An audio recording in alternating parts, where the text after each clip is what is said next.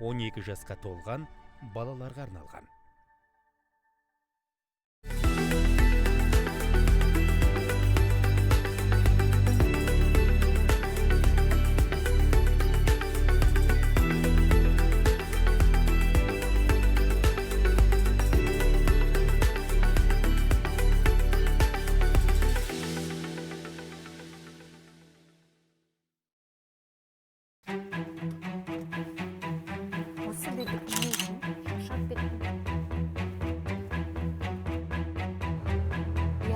Қазір 15 минутта жетіп қалуым керек.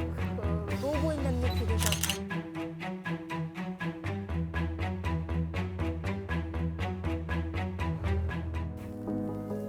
Міне дәл осылай жол бойында өрескел қателіктерге жол бермеңіз. Өйткені көліктегі әрбір әрекетіңізді бейнебақылау жүйесі таспалайды. Тіпті мұны тағылмаған белдікті де анықтауға қауқарлы. Бұл цифрлы заманның мүмкіндігі.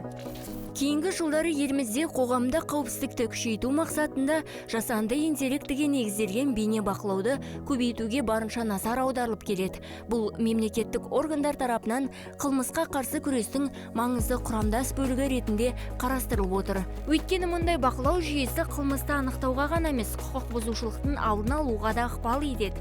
Бұл халықаралық деңгейде кеңінен зерттелген. Мысалы, Ұлыбритания бейне бақылау жүйелері ең ерте және кең таралған елдердің бірі. Ел аумағында, әсіресе Лондон қаласында қоғамдық орындарда камералардың тығыз орналасуы қалыпты жағдайға айналған. Зерттеулердің басым бөлігі камералардың ұсақ қылмыстарға, атап айтқанда автокөлік ұрлығы мен қоғамдық орындарда мүлікке қол соғу әрекеттеріне белгілі бір деңгейде тежеуші әсері бар екенін көрсетеді. Британиялық тәжірибе бейне бақылаудың қылмыстың алдын алудан гөрі қылмысты ашу мен дәлелдеу құралы ретінде тиімді екенін айқын көрсетеді. Ал ақш-та бейне бақылау орталықтандырылған ұлттық жүйе емес, жергілікті билік пен жеке сектордың бастамалары арқылы дамыған. Сол себепті камералардың әсері әр қалада әртүрлі. Тиімділік көбіне нақты ортаға байланысты байқалады. Автотұрақтарда, метро станцияларында, әуежайлар мен сауда аймақтарында бейнебақылау ұрлық пен тәртіп бұзушылықтарды азайтуға ықпал еткен. Қытай бейнебақылау технологияларын кең ауқымда және қатаң форматта енгізген елдердің қатарына жатады. Мұнда камералар жасанды интеллект жүйелерімен біріктірілген, қоғамдық тәртіпті сақтауда және қылмысты жедел анықтауда жоғары тиімділік көрсеткен. Алайда Қытай тәжірибесі жеке өмірге қол сұғу, азаматтық еркіндіктердің шектелуі мен мемлекеттік бақылаудың күшеюі тұрғысынан халықаралық деңгейде сынға ұшырап отыр. Германия, Франция, Нидерланд сияқты Евроодақ елдерінде бейнебақылау жүйелері қатаң құқықтық нормалармен реттеледі. Ал Қазақстанда жол қауіпсіздігін қамтамасыз ету ісінде технологияның тіліне жүгіну үйреншікті құбылысқа айналды. Бұған дейін автоматты жүйелер жылдамдықты асыру мен бағдаршамға бағынбау сияқты 6 түрлі ережені бақыласа, енді олар қауіпсіздік белдігін тақпағандарды және көлік тізгінінде телефонмен сөйлесу ережесін бұзғандарды да мүлтіксіз анықтай бастады.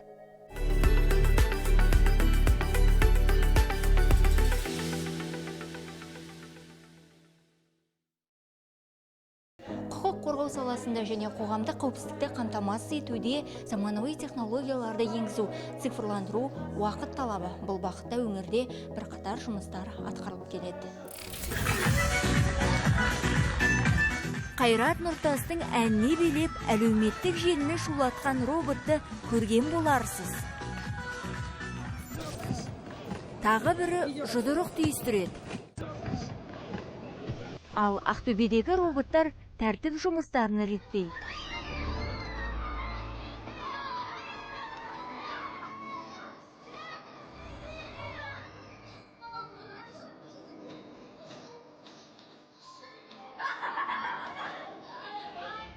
Ақтөбелік құқық қорғаушылар гуманоид робот пен робот итті мектептерге алып барды. Әр сыныпты аралап, интернет алаяқтардан сақтанудың жолдарын, қауіпсіздік ережесін түсіндірді. Сондай-ақ тәртіп сақшылары жаңа технология жетістіктері туралы ақпарат берді.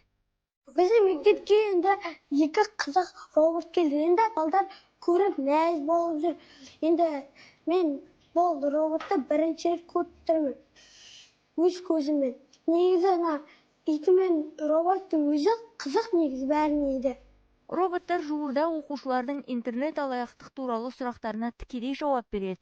Қазір бағдарламалау жұмыстары жүріп жатыр. Киберполиция қызметкерлерінің айтуынша, Roblox секілді ойындар арқылы да алданып қалған оқушылар бар. 2025 жылы бізде бір директор келді, мектеп оқушы жарнама көреді, жасанды интеллектпен жасалған заявкасын тастайды, алаяқтар звондайды, инвестиция қанша ақшам бар дейді, 80 мың жинап жатқан ақшам бар. Оны онда біздің биржаға салу керек дейді да, барлық ақшасын жинаған осы алаяқтарға салып жібереді. Бұл жарнамаларын 100% бізде алаяқтар жасанды интеллектпен таргетированный реклама арқылы жасайды. Оған сенуге болмайды. Жиі алданады, ақша табам деп қызықтырады, соған алданып қалады. Немесе ойын сатып аламын, аккаунт сатып аламын деп соған қызықтырып ақшаны аударып жібереді. Киберполиция қызметкерлерінің мәліметіне сүйенсек, жыл басталғалы өңірде 148 интернет алаяқтық фактісі тіркелген. Тәртіп сақшылары бұл бағыттағы жұмысты роботтардың көмегімен өзге мектептерде де жалғастырмақ. Өйткені дәстүрлі форматтағы түсіндірме сабағына қарағанда балаларға заманауи әдіс қызығырақ көрінеді.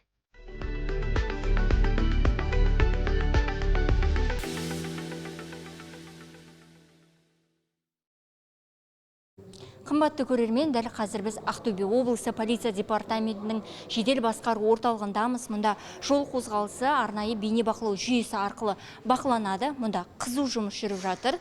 Жұмыс процесс туралы бізге Алтынбек мырза айтып береді. Ақтөбе облысы полиция департаменті жедел басқару орталығының жұмысына біріншіден бізге 102 ақпарат келіп түседі. Сол түскен ақпаратты группа управления силами средств дейді, сол аға инспекторлары жақын жерде тұрған нарядтарды жібереді. Одан кейін, егер дәл сол оқиға болған жағдай жерлерде бейнекамералар болса, онлайн түрде, әріптестерім сияқты онлайн түрде бейнебақылау камераларынан қарайды. Енді мұнда бейнебақылау камералары қандай құқық бұзушылық түрлерін анықтайды? Қандай қызметтер бар, соны толыққанда ашып айта өтіңізші? Бейнебақылау камералар бізде әкімшілік құқық бұзушылық бойынша біріншіден ден қойылған профилактика және пресечение дейді, алдын алу мақсатында қолданылады. Және де қазір бізде жедел басқару орталығына цифровизациялау қондыру мақсатында біздерде қазір искусственный интеллект жүйесін енгізіп жатыр. Соған байланысты бізде қазір распознавание дыма дейді, распознавание лица, адамдардың түрлерін, распознавание государственных регистрационных номерных знаков, және де мектептердің, супермаркеттердің көңіл көтеру орталықтарында сол адамдардың түрлерін тауып алуға болады. Яғни бұл жасанды интеллект арқылы жүзеге асады, иә? Енді сіздердің қызметтеріңізде жаңа технология, бейнебақылау жүйесінің тиімділігін айта өтіңізші қазіргі таңда сіздер үшін? Қазіргі таңда распознавание лицаға бізде 799 ақпарат келіп түсті. Оның 566-сы криминалдық полиция желісіне жатса, оның 228-і әкімшілік полиция желісіне жатады, а 5-і белгісіз желіге жатады. Осы таңда біздер қазір распознавание лица арқылы қалада жүрген адамдарды ұстап, полиция басқармаларына әкеліп тапсырылып жатыр. Енді біздің артымызда міне бейнебақылау жүйесі тұр, иә? Бұл жерде қаланың қай көшелері қамтылған? Қазіргі таңда бізде полиция департаменті жедел басқару орталығы бойынша 208 қала бойынша 208 камерамыз бар өзіміздің полиция департаменті, және де перспектива камерасының 14.500 камера іске қосылған. Ақтөбе облысы полиция департаменті жедел басқару орталығының бейнекамералары арқылы түрлі қылмыстарды ашып келеді. Олардың ішінде мысалы төбелес болады, массовый драка дейді, грабеж, разбой, мысалы жасап жатқан қылмыскер подозреваемыйдың түрі тұспасын түрін неге береміз, біз ориентировкаға береміз, бейнекамерадан көріп, көлік құралдарына ұрлық болып жатады, көлік құралдарын ұрлап жатады, сондай государственный номер арқылы, госномер арқылы біздер іздеп тауып қылмыстарын ашып бере аламыз. Ал жасанды интеллект, жаңа технологиялары полицияның сенімді көмекшісіне айнала ала ма? Әрине, жасанды интеллект деген полиция жұмысын, тек қана полиция жұмысын емес, барлық структураларда жұмыстарды жеңілдетеді, және де бізге де полицияға да өте көп көмегін тигізіп жатыр. Жол қозғалысы бағытында қандай құқық бұзушылықтар жиі кездеседі? Қазіргі таңда жол қозғалысы бойынша көбінесе жылдамдық асыру, қауіпсіздік белдігін тақпау, ұялы телефонды қолдану қозғалыс барысында. Түсінікті. Алтынбек мырза, сұхбат бергеніңізге алғыс білдіремін.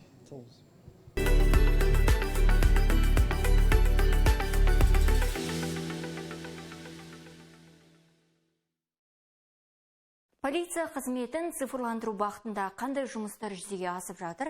Бұл жөнінде Асылхан мырза айтады. Қайырлы кеш. Қайырлы кеш. Цифрлы Қазақстан бағдарламасы аясында облысымызда облыс жолдарында жол қозғалысының ережелерін сақтауға арналған және де цифрлық жүйелер пайдалануда. Соның ішінде қазіргі таңда бізде қаламызда 263 бейнебақылау камералары пайдалануда. Оның ішінде 45-і мобильді комплекстерде орналастырылған. Ол айтайтын болсақ, бұл қызметтік көліктерде орналған автоураган, еркин патрол дейтін сондай құрылғылар орнатылды. Олар көбінесе қала сыртындағы жолдарда пайдаланып отырып, жүріп келе жатырып, құқық бұзушылықты анықтайды. Сонымен қатар іздеуде жүрген көліктерді анықтауға арналған. Сонымен қатар бұл құрылғылар қазіргі таңда атап өтетін болсақ, құқық бұзушылықтың түрлері бұл бағдаршамның тыйым салынған белгісіне өту, немесе жылдамдықты асыру. Көбінесе бізде осы облысымызда жылдамдық асыру көп жол көлік оқиғасы да бар, сондықтан сол құрылғылар пайдаланып отыр. Сонымен қатар биылдан бастап қазіргі таңда ақылды жаяу жүргіншілер дейді, умный пешеход деп айтады, былай айтқанда. Сол кешені пайдаланып отыр. Бұлар 4 құрылғысы бар қазіргі таңда. Қандыағаш қаласында, Алғада, сосын қалада 2 жаяу жүргінші өткелінде орнатылған олар. Сонымен бірге биыл техосмотр өтпеген, техникалық байқаудан өтпеген көліктерді анықтайды, және де жүргізушілер міндетті сақтау полисін сақтандырмаған көліктерді анықтайды. Сонымен қатар осы камераларға бізде қорғау жүйесі дейтін бар. Бұл планшеттерде әрбір қызметте планшетіне жалғанған. Ол жүйемен қызметке шыққан кезінде полиция қызметкері камераларға өзінің маршрутында, квадратында сол жерде жүрген кезінде камераларға қосылады. Жаңа айтқандай іздеуде жүрген, немесе құқық бұзушылықты көп жасайтын жүргізушілерді анықтауға пайдаланып отыр қазір бұлар. Бұл жүйелер, бейнебақылау жүйелері қоғамдық қауіпсіздікті, оның ішінде жол қауіпсіздігін сақтауда қаншалықты ықпал етті? Қазіргі таңда айтатын болсақ, былтырмен салыстырғанда бізде енді көбінесе қазір мен айтып отқаным жол қауіпсіздігіне пайдаланып отқан бейнебақылау камералары қазіргі таңда жол көлік оқиғасы былтырға қарағанда төмендеді. Бұл әрбір жүргізушіні тәртіпке салады. Жол ережесін бұзудан басқа бөлек камералар, бейнебақылау камералары бар. Сол орталықта орналасқан қызметкерлер отыр. Сол камераларды бақылап, бұл дейтін полиция қызметкерлерін, мысалы, бәр жерге полиция қызметкерін қойып қою мүмкіндік жоқ қой. Сондықтан 2000-нан астам бейнебақылау камералары бар. Бұлар көбінесе біздер мектептердің, ең басты мектептердің, садиктердің, балабақшалардың, халықтың көп шоғырланатын жерлер, жүретін жерлерінде орналастырылған. Бұл дейтін, мысалы, жол көлік оқиғасы, немесе бір ұрлық, тағы бірдемесе болған кезде біздер жаңағы сол бейнебақылау арқылы сол бойы қарап, сол участокты бәрін қарап, сол жерде мұқият жұмыс ұйымдастырылады. Цифрлы технологиялар полиция қызметінің ашықтығы мен халық сенімін қалыптастыруда, жалпы арттыруға қаншалықты әсер етті? Бұл дейтін, енді жаңа айтып отқан, бұрын мысалы полиция қызметкерлері құқық бұзушылықты анықтап, ол жаңағы өзі қарым-қатынаста болды құқық бұзушылықпен. Қазіргі таңда бұл жемқорлыққа да қарсы жұмыс ұйымдастырылып отыр. Бейнебақылау жүйелері өздері анықтайды, сол жерде өздері айыппұл салады. Бұл сол бойда ұялы телефондарына қазіргі мына Каспий, Народный әртүрлі приложениялар бар ғой. Сол арқылы, жаңа егов арқылы сол бойда жасағаннан бір 10-15 минуттың ішінде құқық бұзушыға уже уведомлениесі барады. Құқық қорғау саласында өзіңіз қызмет етіп жүрсіз, жалпы осы жаңа технологиялардың тиімділігін айта өтіңізші. Полиция саласында қызметте жалпы қай жылдардан бастап жаңа технологиялар қолданылып келеді? Бұл бейнебақылау камераларын біздер 13 жылдан бастап пайдаланып келе жатыр облыс жолдарында. Енді қазіргі алдағы уақытта да мына жаңа айтқан ақылды жаяу жүргізушілер дейді ғой. Бізде қазір қалада мына өте көп жол көлік оқиғалары нақты мына жаяу жүргіншіге басымдық бермеген. Сондай жаңағыдай Қандыағаш неде алғада қондырылған құрылғылар сияқты біздер осында да Ақтөбеде енді биылдан бастап тағы да бір 10 құрылғы қоюға қарастырып отырмыз. Бұл нақты жаяу жүргіншілерде жүргінші өтетін жерде тұратын болады. Пешеходный переходта. Жаңағы айтып отқан Қандыағаш алға деген біздер сол елдерге құрылғыларды қойдық. Мына Сұңқар дейтін құрылғы. Бұл тек қана жаңа жаяу жүргінші емес, бұлар телефон пайдаланған, ұялы телефон пайдаланған немесе белдік тақпасын тақпаған құқық бұзушыларды анықтайды. Қазіргі таңның өзінде жаңағы құрылғылармен 1000-нан астам белгі тақпаған құқық бұзушылық басында анықталса, қазіргі таңда төмендеп келе жатыр сол құқық бұзушылықтар. Енді адамдар бәрі үйреніп келе жатыр соған, телефонмен жолда сөйлеспейтін болды. Ремейінде белдік тақпаларында тағып уже жол ережесін бұзбайтын болып келе жатыр. Тәртіпке салынып келеді бұл айтқанда. Одан өзге қандай жобалар бар? Сосын мына мобильді комплекстер деп отырмын ғой. Бізде 45 мобильді комплекс бар. Оның ішінде 13-і жасырын түрде жұмыс атқарады. Бұл полиция қызметкерінің көлігінде орнатылған, бірақ та опознавательный знактары, нелері ешнесі жоқ, қызметтік көлік бірақ та. Ал жаңа технологияларды игеруде полиция қызметкерлеріне қандай арнайы бір тренингтер өте ма, бейнебақылау камераларымен жұмыс жасауда немесе бақылауда? Бұл жерде де арнайы оқуларын өтеді, пайдаланатын қызметкерлер. Сонымен қатар қазір мына ұшқышсыз дрон дейді ғой, дрондар пайдаланудамыз. Бұларда мына қаланың ішінде де мына жаяу өтіп, жаяу жүргінші тыйым салған жерде өткенде де біздер дрондарды пайдаланып, бет әлпетін анықтап, оларда жауапкершілікке тартылып отыр қазіргі таңда. Өз сөзіңізде ақылды жаяу жүргінші жолы бағдарламасы іске қосылады дедіңіз, ол нақтырақ қандай қызметтер атқарады? Бұл дейтін жаяу жүргіншіге басымдық бермегенде, пешеходный переходта өтіп баратқан адамға определенный өзінің полосасы бар жолда, сызығы, сол сызықтан жаяу жүргінші өткеннен кейін көлік тоқтамаса, құрылғы оны құқық бұзушылықты анықтап, өзі түсіріп, оған ұялы телефонына не жібереді, SMS жібереді сразу. Бейнебақылау камералармен жұмыстанғаннан кейін жаяу жүргінші жолдарында немесе жол қауіпсіздігін жалпы бұзған азаматтарға қандай шара қолданылады? Олар жалпы қазіргі таңда осындай құқық бұзушылықтың алдын алуда қандай нәтижеге жеттіңіздер? Енді жаңа айтып отқандай, өте көп құқық бұзушылықтар анықталып отыр. Оның ішінде енді тек қана айыппұл емес қой, былай қарағанда. Біздер дрондарды пайдаланып нетіп отырып дейміз ғой. Талай жүргіншілерге неге ескертуде беріліп жатыр. Тек қана бұл айыппұл салу емес. Сонымен қатар, мына қазіргі таңда камералар орталықта бізде центр оперативный управлениеде цоуда тұрған камералармен қала ішіндегі мега бар, сосын адамдардың көп шоғырланатын болатын жерлерінде автовокзал, аэропорт, солардың ішінде адамның бет әлпетін анықтайтын камераларда тұр. Бұлар адам іздеуде жүрген адам болса, ұқсас болса, сразу цоуға не береді, сигнал береді.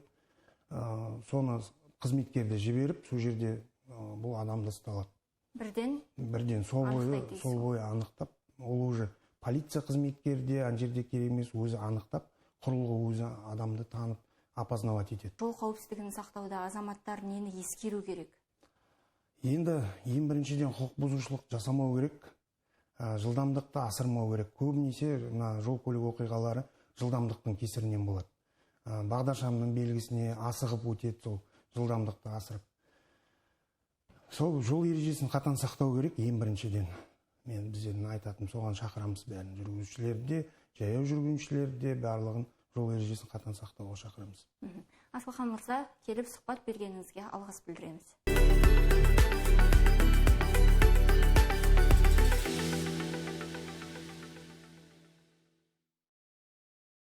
Жол қауіпсіздігі көп мемлекет үшін әлеуметтік және экономикалық дамуға әсері бар басты мәселенің бірі.